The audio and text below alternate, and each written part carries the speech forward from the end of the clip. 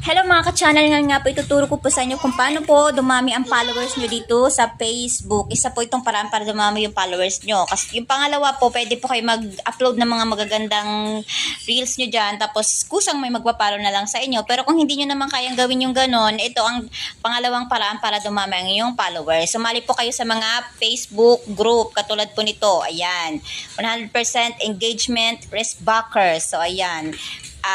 Sinalihan ko po yan. So, ang gagawin nyo lang po ay mag-count me in lang po kayo dyan. Katulad yan. Ayan. Count me in. So, comment lang po kayo dyan sa mga Facebook group na yan. Pag sumali po kayo sa mga Facebook group, automatic po, yan lahat ng laman ng newsfeed nyo. Puro group po. Katulad yan. Ayan. Kaya dumami po ang aking followers dahil po sa count me in ko lang po. Tingnan nyo po ito. Almost 3 months pa lang po itong aking account. So, marami na po siyang followers. Ayan o. Road to 4K na po tayo. Ayan. So, try nyo po mga ka-channel.